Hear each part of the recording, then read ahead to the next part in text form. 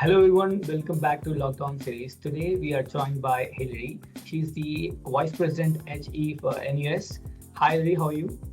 Hi, I'm fine. How are you doing? I'm doing great. Thank you so much for joining us today. As we are in the lockdown too, after the government announcement, students are being under mental stress. Do you have any tips or advices for them to cope up with their mental well-being?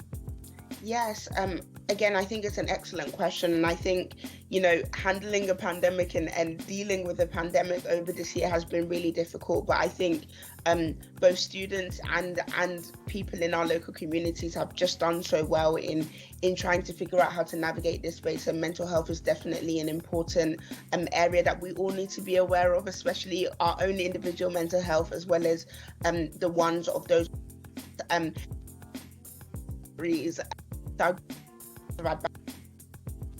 health. And the first piece of advice I would give you is, first of all, speak to people, stay connected. I know that with the nature of this virus, we're either self-isolating or social distancing, and that can often mean that we're not necessarily having the same sort of human contact we normally would, and it can feel really lonely, and that's a really valid feeling to be feeling in the midst of this pandemic. But I would encourage you to use the tools at your disposal to stay connected to your loved ones, your friends, your families, and those people that are in your support system.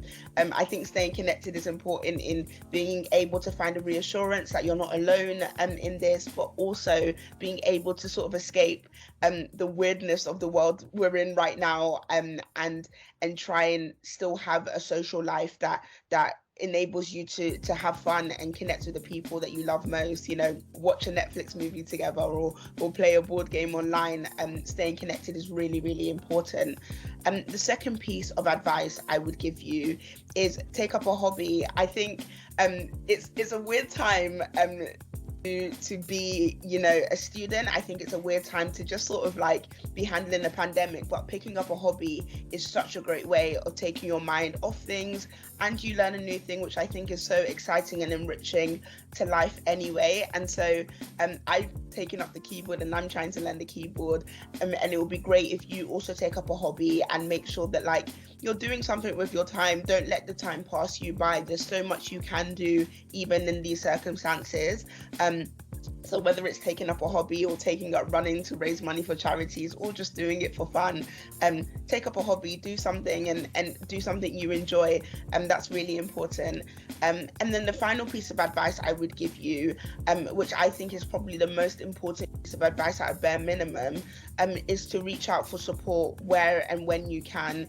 And I know that this is a really difficult thing sometimes when you're feeling really low and when you might not know what support you need, but being able to reach out for support is essential in being able to get the support and the help that you need in navigating this time. I want to emphasize that it's normal not to feel okay in this time. It's normal to feel low, especially now that we're in the winter, and our mood sometimes drops because of the days are shorter, and it's a lot darker. And so reach out for support, whether it's via your university or your GP, or like I said before, with your friends and your families and your loved ones. It's important that you don't suffer in silence, and that you get the support you need, because you are valued and you are loved, and it's important to know that you are seen in this world. And so please do reach out, and know that you're not alone in all of this. So those are my three pieces of advice, all very much rotating around people, but also thinking about yourself, and how you can use this time to spend time with yourself and do the things you enjoy, and still stay connected to the people you love. So I hope that was all good of an answer. Thank you so much for the three pieces of advice. I think on the last one, the resources, university has a good amount of resources on coping up and providing support to the students and mental health and all. And I usually ask the speakers if they have any hobby to cope up with their mental health. But interestingly, you said that you have opted one, and choosing a hobby is also one kind of a relaxation for your mental well-being. So I'm pretty much sure, being in HE position and in VP in NUS, it's a bit difficult to cope up with the schedule. So how you manage your mental health at this moment? Yeah, that's a great question. And for anybody that doesn't know what the NUS is, the National Union of Students, we are a campaigning organisation that represents 7 million students all across the UK, which is a lot of people. Exactly. But I'm in a team of 7 passionate people that are so willing and ready to fight for you all. And I think you're right to say that it's been an extremely busy time. I started in July, and from day one it was non-stop. And so like I first have to say that I haven't always gotten it right in terms of looking after my mental health. Being in the position that I'm in, the weight of responsibility sometimes means that it's hard for me to rationalize with myself that I am able to rest, and it's okay for me to rest, and trust that like work will get picked up. And that I can pick up work when I'm rested and re-energized. And so there's a few things that I've been trying to adopt to make sure that my mental health is better in what is an increasingly moving and busy job. And I would say, first of all, just being able to step away from technology has been such a big help to me. I think I've been off social media for like a week now, which is unheard of me. If you know me, I am a social media fiend. Like, I am an Instagrammer, I tweet, I post on Facebook. Like, I love connecting with people on social media. But over the past few weeks, I've just felt that by switching off and actually just taking some time to not constantly be seeing what was going on, and just spend some time with myself has been really beneficial and good for grounding me and regrounding me rather in the things that are here and now, rather than sort of trying to figure out like what's going on in the world and the millions of different things that you see on social media. Some of the other things I've been doing is actually, me and my family are doing this like as of recent, as of like this week or so, that like being able to be active is really important. And I think it's like even the smallest activity is so important for your mental health. And so I'm trying to dance more and do exercises and like do things that are fun with the people I love, and that's been really good because I can literally just turn off from work. I don't look at my phone, I don't see my emails, for those few minutes, whether it's an hour or half an hour, I'm just able to be present doing another thing, which is really good. And then the final thing that's really helped my mental health, which will sound weird because it doesn't sound like rest, but for me it's rest because of my personality. But when I'm able to connect with people, it's something that you'll hear me saying all over the place. That's why I really find myself at places of rest. I'm a people person. I'm re-energized by people, and I love people. That's me.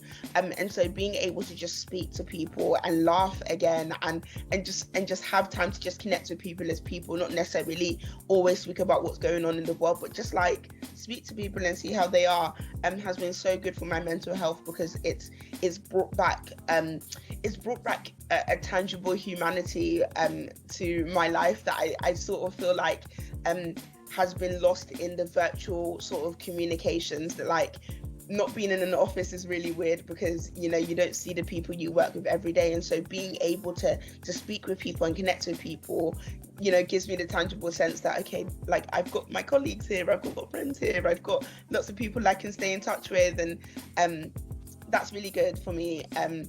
I think it's been nice to just know that like people are people behind the screens, and that's great, and re-energizing. And I say things in three, so I guess that's my three. But I think it's important to say that like when I have felt particularly stressed and strained, I have reached out to professional support, and I just want to be transparent about that. Like it's okay to, even if it's just a conversation, and I found that hugely helpful in just being able to get perspective and actually to rationalize like the fact that like I think in October I was non-stop because it was Black History Month, and just sitting down with somebody and actually understanding that like somebody affirming to me that like I had first of all done my job but done it well, I think was really helpful in being able to know that like my tiredness meant that my tiredness was a result of me working hard, and that's been good for my mental health so that I don't constantly feel like an imposter, because imposter syndrome is real, but it's not reality, and I think that's important for me anyway in my mental health and dealing with a very fast-paced and busy job. That was quite long-winded, but I hope that all made sense. Yeah, it does. It was very interesting to see how what you do, and it was really a good piece of advice, even to the students, saying it's okay to reach out for the support. It's fine. I think, yeah, this is really interesting to know. I think students should, those who are not comfortable with the scope of the situation at the moment, they can feel free to reach out to the support. Yeah, thanks for that. So as we know that the recent government announcement on the traveling related going home during Christmas, currently what NUS is lobbying for, how smooth it's going to be, what is the post situation will look like? Yeah, again, so really good question, and it's something that we've been it's been a priority for us to make sure that students are safe, and students are being treated fairly, and students are getting the support that they need. I think it's again, it's a weird time to be a student, but I think it's harder knowing that, you know, the learning environment looks different, and we've been really conscious of that, especially for students that are particularly vulnerable in this space. And so the first thing that I'd have to say is that we had been calling for mass and routine testing for months now. I can't even remember a time where I wasn't talking about it. That's how long it's been. And so we are glad that, you know, the government have put in this mass testing program to make sure, and I think this is really important, because I think this is all underpinned by, you know, the firm belief that we have at NUS, and I have, that students are responsible people. You are responsible, and I know that you really care about keeping your communities and loved ones safe, and I know that hasn't always been the narrative that's been portrayed of you, but I know it to be true of students, that you are keeping safe and you are being safe for the people that you love and care about, and so, you know, us advocating for this mass testing was really about making sure that students were enabled to do things as safely as possible, and have that assurance that, you know, if they wanted to go home because that's where they feel most safe, or wanted to go and see family to help with their mental health, they were able to do that knowing that they were doing it safely.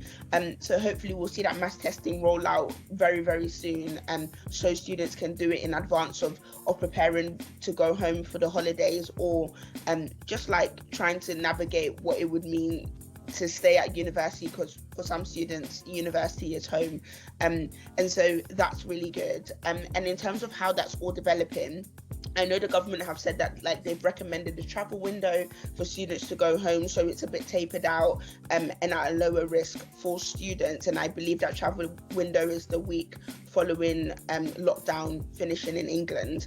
I think though, you know, there's going to be a lot of support that students will still need past this testing. You know, we've called for increased mental health support, especially for students that are going home and staying at university. I think it's important that, you know, it's been quite a long and tough term, and in many ways it's been like traumatic for students, and so making sure that they have the mental health support to be able to really rest and recuperate over the holidays, and when they get back is really, really important to us.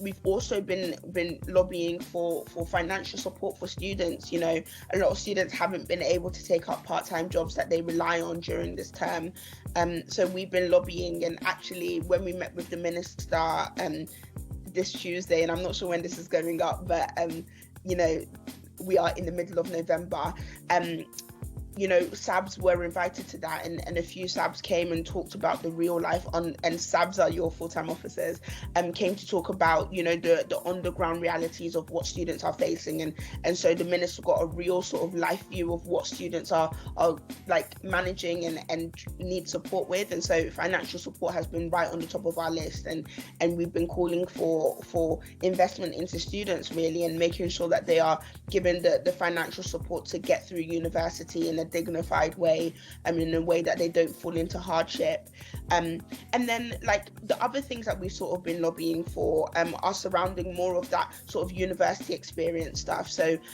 firstly, rent and accommodations has been an NUS sort of priority for a very, very long time. but specifically in the context of COVID, we've been asking for rent rebates and reimbursements, especially where students are being locked down in accommodations and not being able to have the agency that they need to either work or to get food or to get, the full educational experience that they were told they were getting. We've also been asking for rent rebates because of the situation. It's really important that students are able to have financial security, and where accommodations are really, really expensive. I'd say they're too expensive for students. I think it's important that, on principle, universities and the government are in a space where they are looking to proactively support students rather than waiting for students to fall into hardship before they put measures in. And so that remains a priority for us. And we've also been having lots and lots of conversations around tuition fees for both home students but international students as well, who feel it out of pocket. And that's really important to us because we believe that education is a right and tuition fees shouldn't exist. It should be fully funded by the government. And we recognise that because of the change in teaching and learning, a lot of students feel so many different ways about tuition fees. And so, in terms of getting justice for students there, we really want to make sure that we're continuing on the road to get tuition fees abolished so students can have a fully funded, accessible, lifelong and liberated education. And so that's a continued priority for us. And you can see more of that in our Students Deserve Better campaign, which we've been running since, I think it's been a few months now, but it's our COVID response campaign and really encapsulates NUS and its members' values, but also is reactive to what's going on with COVID. So I hope that's thorough. Yeah. And hopefully that provides some reassurance or clarity to students. And I know an FAQ will be coming out for students from the government too. So hopefully that will be helpful for you too.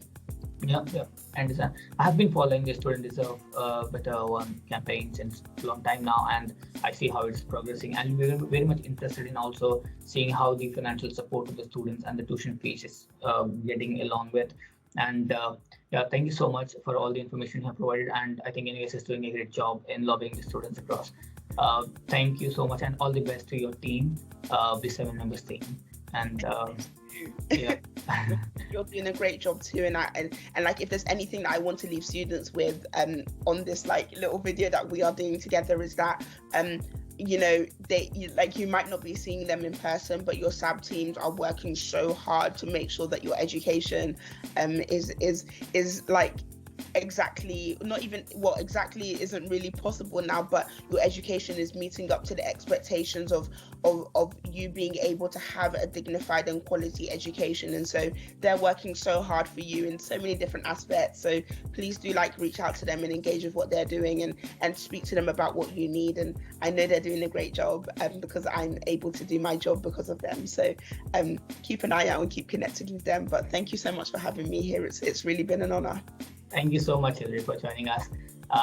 And everyone will be back again with another episode of Lockdown Series. Thank you so much for coming. Bye.